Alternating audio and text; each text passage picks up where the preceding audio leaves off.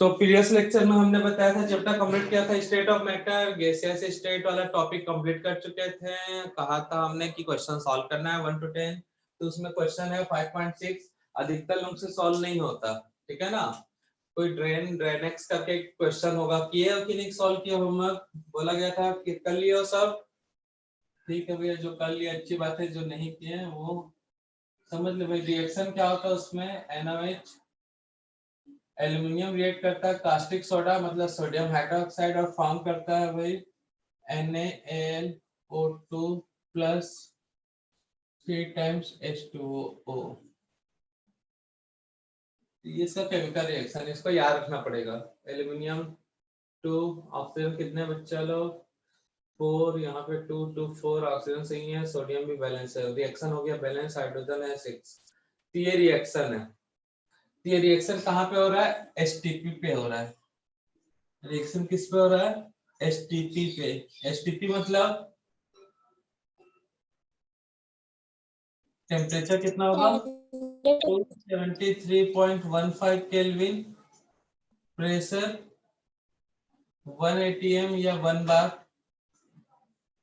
ठीक है ना। 1 बार नहीं तो 1.033 ऐसा 0325 ऐसा होता है, बट 101325 ऐसा होता है, बट इसके अप्रॉक्स 1 बार ले सकते हैं, ठीक है बच्चा। ये दिया हुआ, तो यहाँ पे कितना वॉल्यूम ऑफ H2O कैसे निकालोगे बताओ। एसटीपी पे कितना वॉल्यूम बना है बताओ।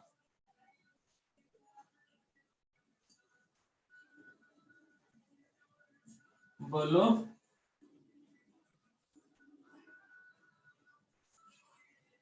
कितना वॉल्यूम है, कैसे बताओगे। ये रिएक्शन है, टेम्परेचर दिया हुआ है, मतलब याद रखना है 273 1.15 273 ले लो, कोई दिक्कत नहीं है। प्रेशर 1 atm या फिर 1 बार, एक ही मतलब है भाई, सिम्प्लिसिटी के लिए 1 बार ले लेते हैं। कितना वॉल्यूम H2 बना है ये कैसे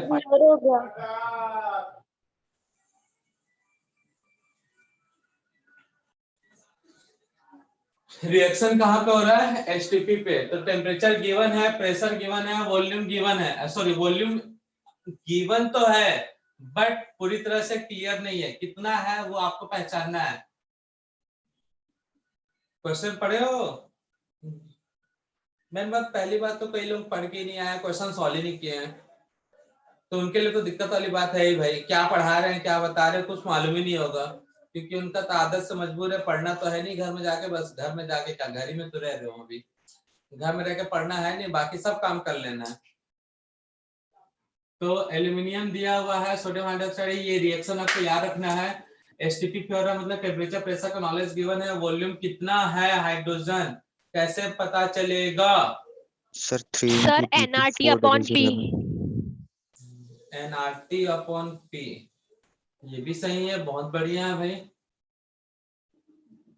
nRT अपॉन V। लेकिन यहाँ पे वो चीजें तो बाद में यूज होगा, लेकिन पहले यहाँ पे क्वेश्चन में बोला है कितना एल्यूमिनियम लिया गया, 15 ग्राम लिया गया कि 0.15 ग्राम का है, ये दिया है शायद 0.15 ग्राम दिया है, यही दिया है ना। Yes sir. एल्यूमिनियम इतना है तो ये कितना मिलेगा मुझे ये बताओ, इसका अमाउंट कितना होगा। तो बेटा यहाँ पे लगाना है लिमिटिंग रिएजेंट, क्या लगाना है, लिमिटिंग रिएजेंट। तो पहले मोल निकालो, यहाँ पे मोल कितना दिया एल्यूमिनियम का 0.15 ग्राम डिवाइडेड बाय एल्यूमिनियम का एटॉमिक मास, तो इतना मोल दिया है। According to reaction, limiting reagent find out भी नहीं करना है क्योंकि एक ही चीज का इंफॉर्मेशन दिया है, ये सब एक्सेस में है। तो अकॉर्डिंग टू रिएक्शन, क्वेश्चन बोल रहा है एल्यूमिनियम के आगे लिखा है 2, तो 2 मोल। कई लोग अब बोलेंगे सर कहां से आया, समझ में नहीं आया, क्योंकि पढ़ना तो है नहीं। एल्यूमिनियम के आगे लिखा हुआ है 2, तो 2 मोल ऑफ एल्यूमिनियम गिव्स, यहाँ पे कितना है 3 मोल। ये भी नहीं देख पा रहे होंगे कई लोग, भांग पी के सो गए होंगे इसीलिए। तो क्वेश्चन कह रहा है एल्यूमिनियम है 2 मोल, हाइड्रोजन है 3 मोल। अगर ये 1 मोल हुआ, ये अगर 1 मोल हुआ तो ये कितना मोल होगा? 3/2 मोल ऑफ H2। ये हुआ। According to reaction 2 mole of aluminium दे रहा है 3 मोल, तो 1 मोल से कितना मिलेगा? 2 रुपए में 3 एल्यूमिनियम मिल रहा है, तो 1 रुपए में क्या मिलेगा? 1.5 गुना, मतलब 1.5 गुना बोलता है 1.5 मिलेगा, मतलब 3/2। बट हमारा मोल कितना है?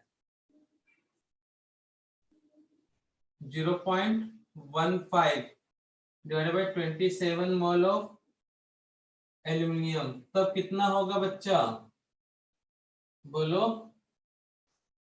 0.15 divided by 2, 3/2 mole of H2, यही होगा सर आराम। 27 क्या बच्चा? सर 27 है 2 की जगह। अच्छा हाँ, 2 के जगह पे 2 के बाद 7 था, 27। ठीक है ना बच्चा, ये हुआ इंफॉर्मेशन। तो वॉल्यूम कैसे निकालते हैं भाई? 1 मोल, we know that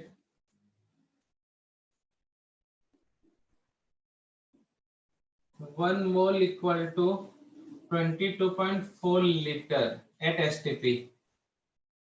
यही होता है 22.4 litre at STP। Hence 0.15 divided by 27 into 2 into 3 mole equal to 22.4 into 0.15 into 3, 27 into 2, ये होगा लीटर ऑफ H2। तो क्वेश्चन में हिंट दिया था इतना कि वॉल्यूम इतना दिया है, तो हमको पता चल गया प्रेशर। प्रेशर कितना दिया है भाई? 1 atm या फिर 1 बार। टेम्परेचर कितना दिया है? 273.15 केल्विन। और वॉल्यूम कितना दिया है भाई? H2, ये STP पे है, कितना दिया है? 22.4, 0.15 into 3, 27 into 2। ये केस 1, ये मान लेते P1, T1, V1। ठीक है ना, लीटर ऑफ H2, ये V1। अब क्वेश्चन में क्या बोल रहा है? प्रेशर कितना है? 1 बार बोला है या 2 बार बोला है भाई? 1 बार ही बोला है, यही बोला है ना।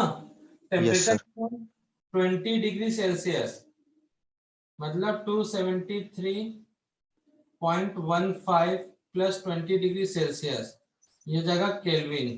प्रेशर कितना दिया है? 293.15 केल्विन। और उस समय क्या पूछा है? वॉल्यूम। उस समय क्या पूछा है? वॉल्यूम। तो अब P1 V1 upon P1 equal to P2 V2 upon T2 बन जाएगा कि नहीं बन जाएगा भाई?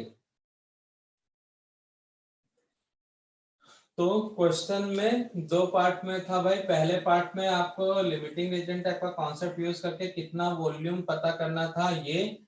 सेकेंड पार्ट P1 पता चल गया, V1 T1, और वैसे ही सेकेंड पार्ट क्वेश्चन दिया था P2 T2 V2।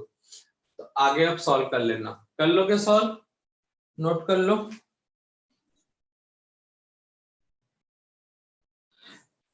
ये क्वेश्चन 1 to 10 तक के बीच का डाउट था, 5.6 क्वेश्चन बचा। 11 to 23 नेक्स्ट लेक्चर में डिस्कस कर लेंगे भाई, जिसको भी जो डाउट है। कर लोगे सब कोई? हाँ Yes, सर कर sir. लेंगे।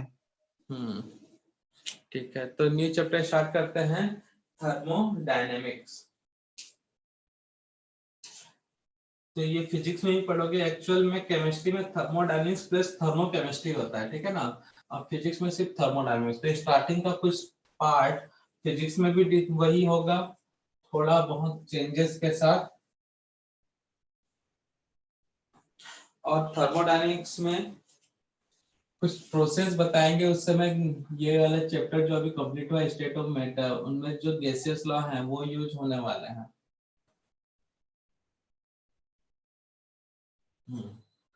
तो न्यू चैप्टर हेडिंग नोट कर लो, thermodynamics.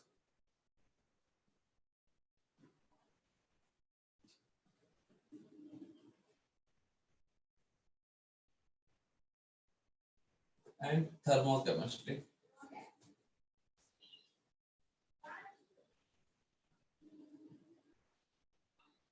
thermodynamics and thermochemistry.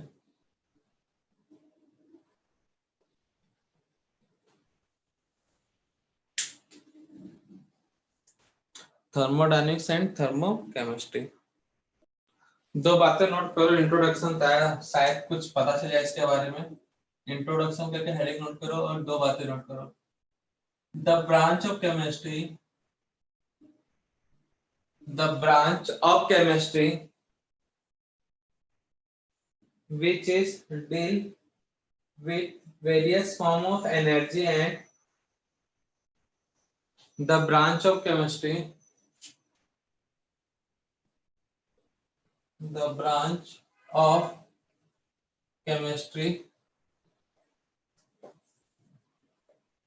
which is deals with various form of energy or heat and its conversion. The branch of chemistry which is deals with various form of energy and heat and its interconversion कर लो, interconversion is called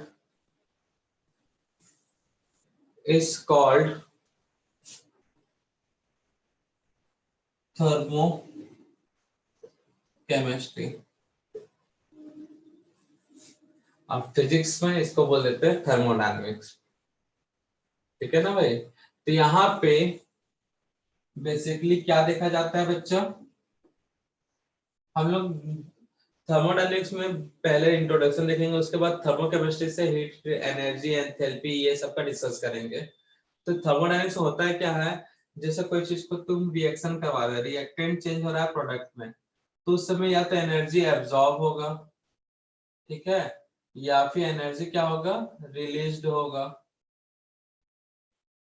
ठीक है। Energy या तो absorb होगा या तो energy क्या होगा, रिलीज होगा। एनर्जी उससे इवॉल्व होगा, बाहर निकलेगा, या फिर एनर्जी उसमें क्या होगा, एब्जॉर्ब होगा। या जैसे तुम कुछ रिएक्शन के क्या बात करते हो, जो घर में चाय बना रहे हो सवेरे सवेरे उठ के या किसी भी टाइम, तो उसमें पानी मिला रहे हो, शक्कर मिला रहे हो, चाय पत्ती मिला रहे हो, तो उनको मिला के क्या कर रहे हो, हीट कर रहे हो, तो उसमें एनर्जी एब्जॉर्ब कर रहे हो। वो सब वाटर हो गया, आपका शुगर हो गया, चाय पत्ती हो गया, ये सब क्या कर रहे हैं, एनर्जी को क्या कर रहे हैं, एब्जॉर्ब कर रहा है। एब्जॉर्ब करने के बाद वहां पे रिएक्शन होकर वहां पे बन रहा है आपका भैया चाय बन रहा है, क्लियर है। तो उस समय हीट में क्या एक्सचेंज हुआ सिस्टम में, या फिर आसपास हीट में कितना चेंज हुआ, हीट एब्जॉर्ब हुआ या रिलीज हुआ, तो ये सब का ही डिस्कशन किसमें क्या जाता है, साइंस के जिस ब्रांच में डिस्कस किया जाता है उसे थर्मोडायनेमिक्स। और केमिस्ट्री की बात किया जाता है तो थर्मोकेमिस्ट्री। तो ये होता है भाई। तो इस चैप्टर में हम लोग देखेंगे कि सेक्शन में कितना हीट रिलीज हो रहा है, या पर्टिकुलर एक रिएक्टेंट को प्रोडक्ट बनाने में कितना एंथैल्पी की जरूरत है, कौन कौन सा सुटेबल कंडीशन हो सकता है कि रिएक्टेंट प्रोडक्ट में बन जाए। अगर रिएक्टेंट को प्रोडक्ट में सीधा बना रहे हैं मोर देन वन स्टेप में, रिएक्टेंट को ए बी फिर सी बाद में प्रोडक्ट बना रहे हैं, तो कई बार रिएक्शन आप भैया आपको घर जाना है तो सीधा भी जा सकते हो, ठीक है ना, या घूम के 10-4 मोहल्ला घूम लिए दोस्त उसके यहाँ, फिर घूम फिर के घर पहुंच गए। तो वैसे रिएक्टेंट को प्रोडक्ट में कन्वर्ट करना है, या टेढ़ा मेढ़ा कहीं से जाओ के बाद में प्रोडक्ट में बनाना है, तो कितना चेंजेस आएगा, ये सब इस चैप्टर में डिस्कस किया जाता है। तो ब्रांच ऑफ केमिस्ट्री जहाँ पे हीट एक्सचेंज ये सब के बारे में डिस्कस किया जाता है, कन्वर्जन के बारे में एनर्जी के, तो इसे क्या बोलते हैं, थर्मोकेमिस्ट्री। और साइंस के अगर साइंस के जिस फील्ड में बोलते हैं तो उसे बोलते हैं थर्मोडायनेमिक्स। ये सिंपल सा छोटा सा इंट्रोडक्शन था। तो कह सकते हो सिंपल लैंग्वेज में एनर्जी से रिलेटेड जो भी फिनोमिना हो रहा है उसका स्टडी जहां पे किया जाता है साइंस में उसे क्या बोलते हैं, थर्मोडायनेमिक्स। और उसको केमिस्ट्री में इन्वॉल्व कर लोगे तो क्या कहलाएगा, थर्मोकेमिस्ट्री। तो हीट से रिलेटेड, एनर्जी से रिलेटेड कुछ भी चीज का स्टडी कर रहे हो तो साइंस में उसको बोलते हैं हम लोग थर्मोडायनेमिक्स, और केमिस्ट्री में उसको क्या बोलते हैं, थर्मोकेमिस्ट्री। तो एक नेक्स्ट साइड हेडिंग नोट करना, some basic terms and concept. Side heading note करना, some basic terms, some basic terms and concept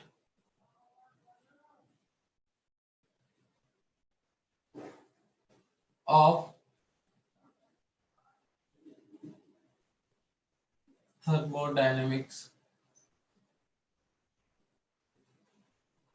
Some basic terms and constant of thermodynamics. तो जो जो डिस्कस करने वाले हैं फिर नोट कर लेते हैं, सिस्टम,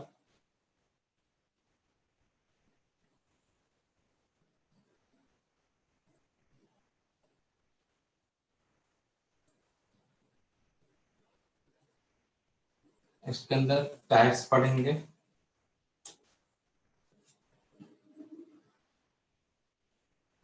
सिस्टम में टाइप है भाई, open system, closed system, isolated. सब जानते हैं इसके बारे में, बस स्पेसिफिक नेम से नहीं जानते कि हाँ ऐसे ही कोई कहा जाता था।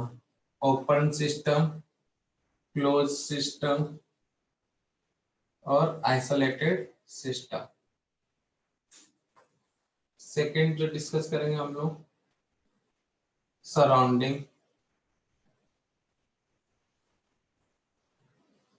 सराउंडिंग। Third, boundary. इसमें भी टू टाइप होगा भाई, real and second imaginary.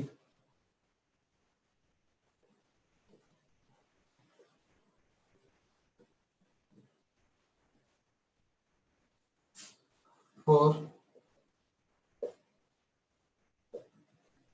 thermodynamics process।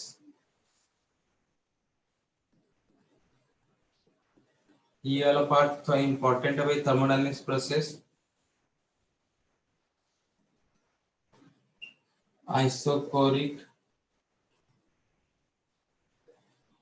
Isobaric, isochoric, isothermal,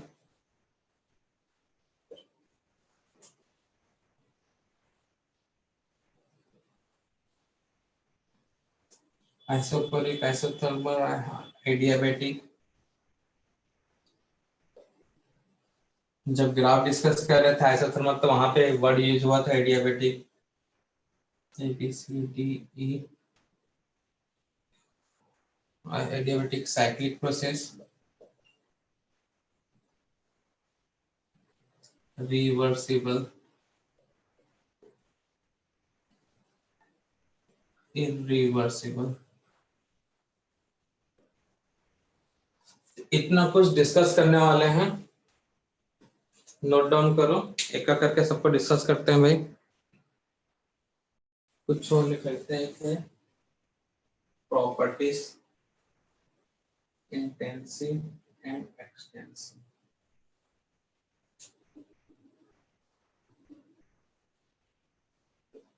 intensive and extensive.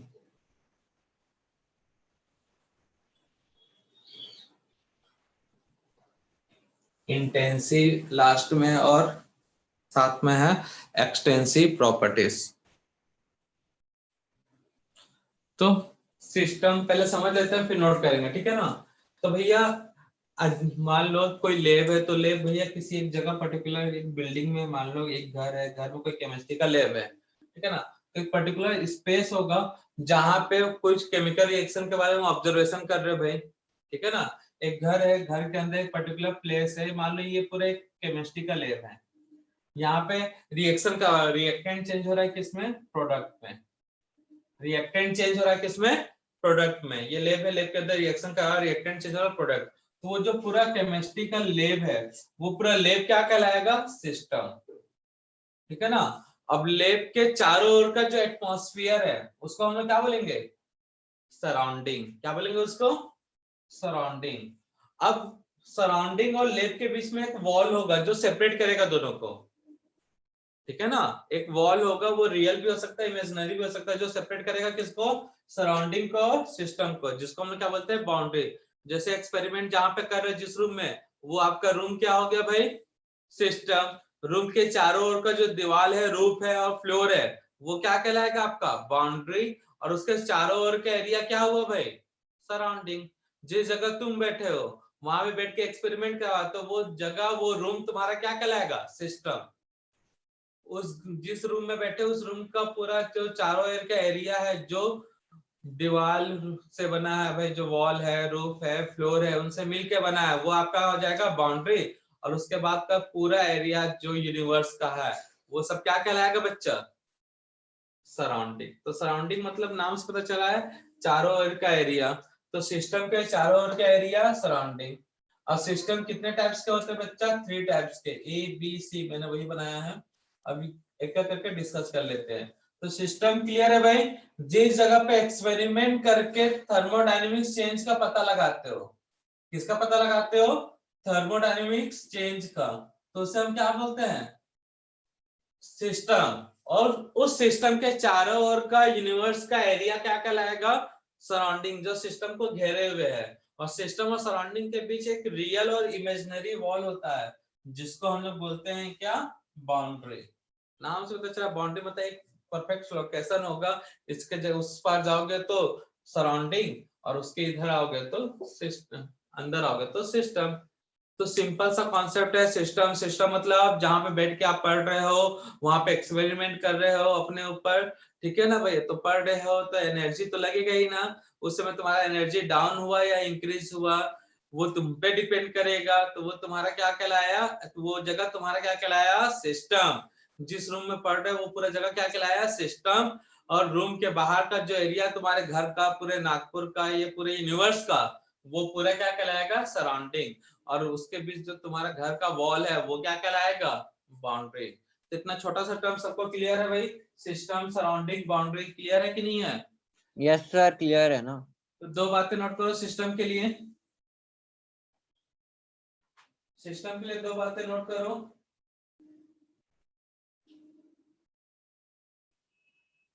The part of universe, system में 2 बातें नोट करना।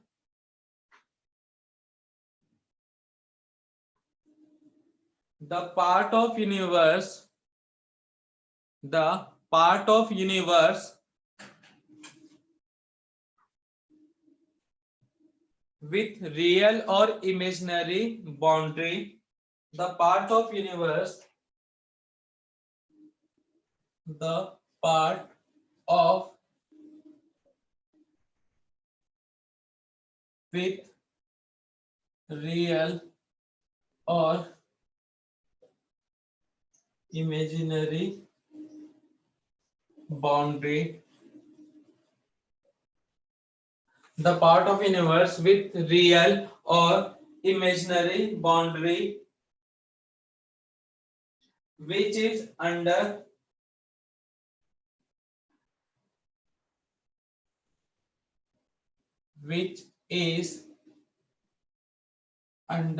investigation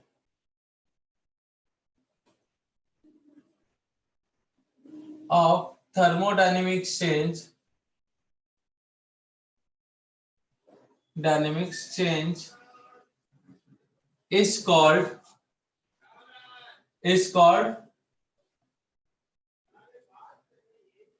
is called system. The part of universe with real or imaginary boundary which is under the investigation of thermodynamic changes कर लेना, is called system.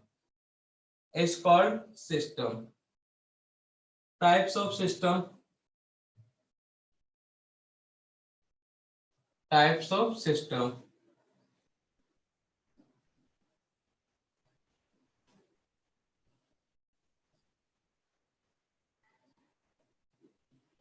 Types of system.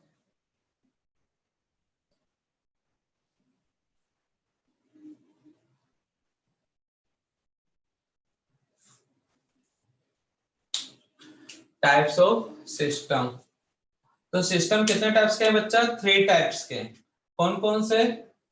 Open, close, isolated. System कितने types के हैं? 3 types के. Open, close और isolated. तो भैया देखो, ये घर में ही तुमको तीनों सिस्टम मिल जाएंगे. चाय बना रहे हो, ठीक है ना भाई? तो चाय में बनाने के लिए पानी डाले तुम 4 गिलास, तो ज्यादा हो जाएगा. 4 गिलास, मोहल्ले को थोड़ी पिलाना है. ठीक है, 4 कप पानी मिला दिए. ठीक है, अब उसके बाद चाय बन के रेडी हो गया. ठीक है ना भाई? तो उसमें जो वाटर है वो 4 गिलास जितना डाले थे उतना रहेगा क्या? नो सर, एवेपोरेट हो जाएगा. मतलब क्या हुआ? उसमें से जो मास है, मतलब वाटर है, वो क्या हो गया? सराउंडिंग के साथ मिक्स चल गया. सराउंडिंग में चल गया कि नहीं चल गया? यस सर, चला गया सर. ठीक है ना? और हीट, चाय बना के ओपन कंटेनर में रख दियो, ठीक है ना? ढके नहीं हो, ढक के, ठीक है? तो ओपन कंटेनर में चाय बना के रख दियो, तो उस समय क्या होगा भाई? वो ठंडा होगा कि नहीं होगा भाई? हो जाएगा सर. बस. सिस्टम ऐसा है जिसमें मास एंड एनर्जी दोनों का एक्सचेंज होता है. किसके साथ? अब देखो भाई, ओपन सिस्टम है तो उसमें कुछ डाल भी तो सकते हो ना मास को.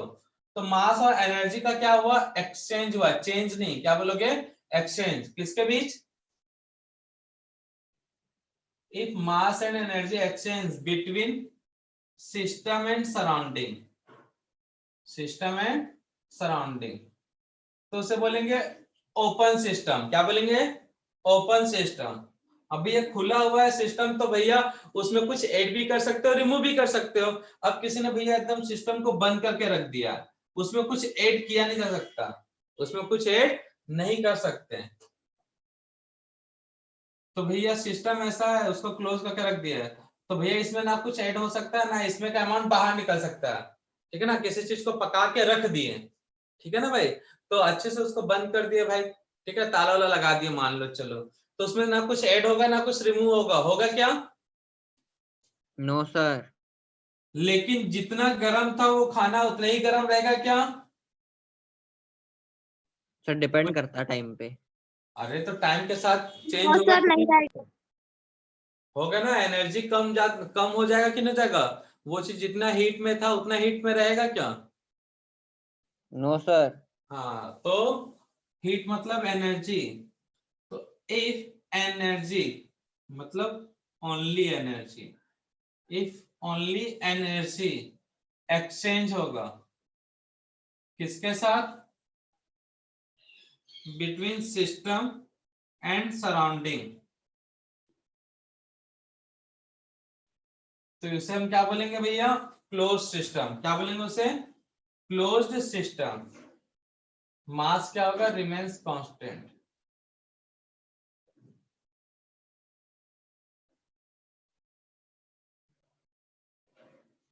तो आइसोलेटेड में क्या होगा, कोई बता सकता है मुझे?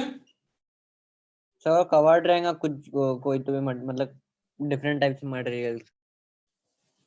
और कुछ सोचो. अकेले रहेगा. अकेले रहेगा नहीं के साथ. सर कोई सर एक्सचेंज नहीं कंटेनर होगा. किसी मटेरियल के आजू बाजू. हाँ, सर कोई एक्सचेंज ही नहीं होगा सिस्टम और सराउंडिंग के बीच में. बहुत बढ़िया. आइसोलेटेड मतलब मास एंड एनर्जी इनका कोई एक्सचेंज नहीं होगा.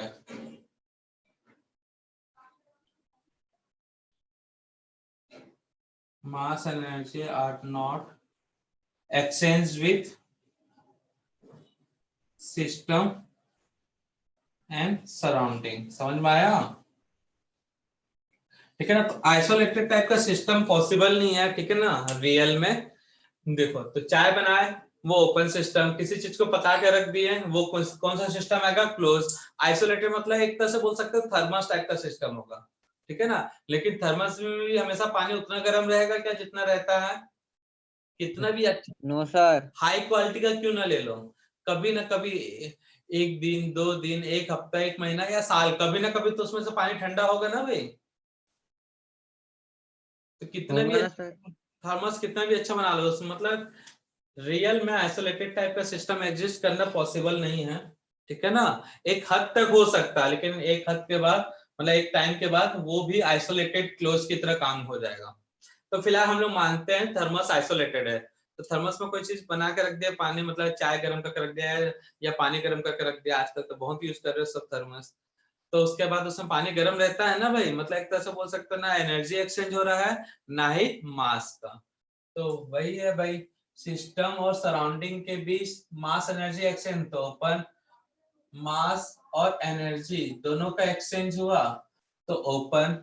मास नहीं हो रहा है, एनर्जी हो रहा है एक्सचेंज, और मास एनर्जी दोनों का एक्सचेंज नहीं हुआ तो क्या बोलेंगे उसे? आइसोलेटेड। क्लियर है? तो हेडिंग नोट करो, sir type system. Open system में एक मास and energy exchange between system and surrounding is called open system. यहाँ पे क्या होगा? if only energy exchange between system and surrounding and mass remains constant, then system is called closed system। if mass and energy are not exchanged with system and surrounding, then system is called isolated system। कर लो जल्दी से definition note. Sir तो ये था हमारा भाई system. अब system के बाद क्या है? सराउंडिंग। तो सराउंडिंग के बारे में दो बातें नोट करो। सिस्टम के बाद क्या है? सराउंडिंग। सराउंडिंग के बारे में दो बातें नोट करो। बाउंड्री के बारे में भी दो बातें नोट करते हैं।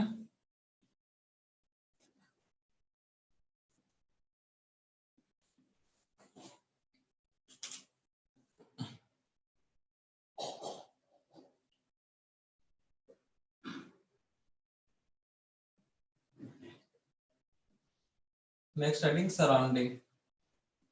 तो कैसे बताओगे definition? What do you mean by surrounding? How can explain surrounding? क्या बताओगे भाई? बताया था ना, सिस्टम के चारों ओर का एरिया। तो बोल सकते हैं the part of universe except system is called surrounding. The part of universe, the part of universe, the part of universe except system is called surrounding,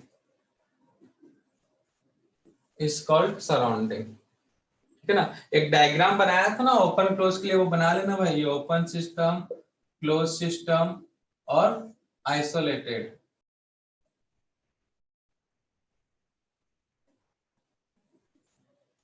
तो डायग्राम ड्रॉ कर लेना भाई।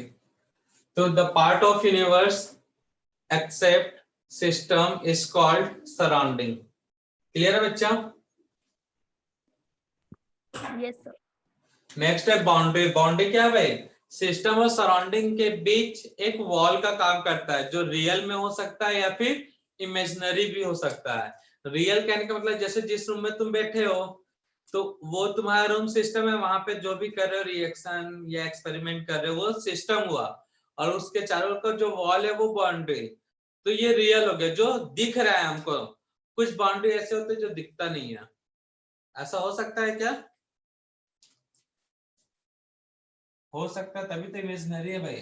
जैसे कहीं मान लो ठंडी के दिनों में भैया आग लगा के यहाँ पे बैठे हो, ठीक है ना, हीट ले रहे हो। यहाँ पे दो बच्चे हैं भाई, एक हमारा शुभ, एक अभिषेक,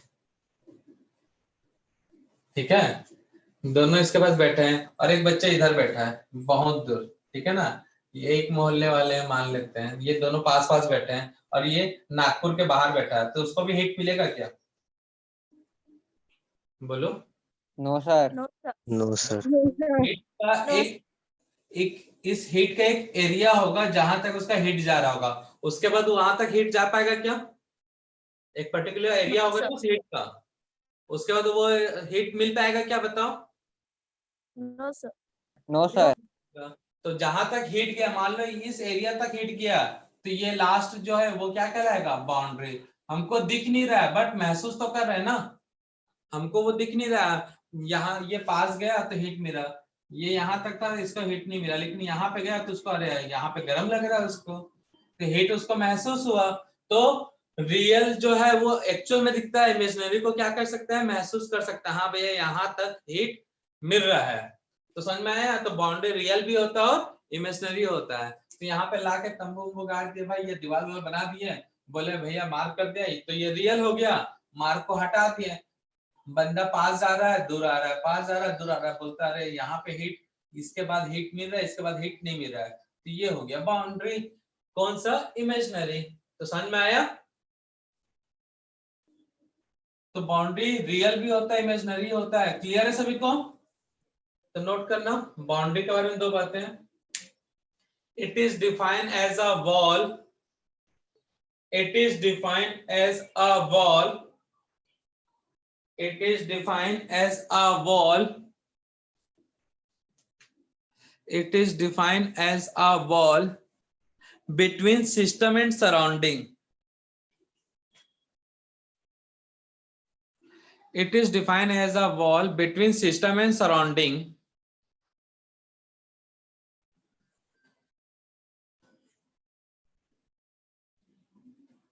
system and surrounding, that is real or imaginary, that is real और imaginary। ठीक है ना बच्चा? तो ये था अभी बाउंड्री तक। नेक्स्ट लेक्चर में देखेंगे थर्मोडायनेमिक्स प्रोसेस, और कल का होमवर्क है 11 to 23 क्वेश्चन गैसेस स्टेट का पूरा सॉल्व कर लोगे, ठीक है ना? तो कल के लेक्चर में देखेंगे थर्मोडायनेमिक्स प्रोसेस के बारे में, इंटेंसिव और एक्सटेंसिव प्रॉपर्टीज। आज की सेवा करते हैं समाप्त। किसी को कोई दुख दर्द कोई तकलीफ बच्चा लोग बोलो। No sir. ठीक है।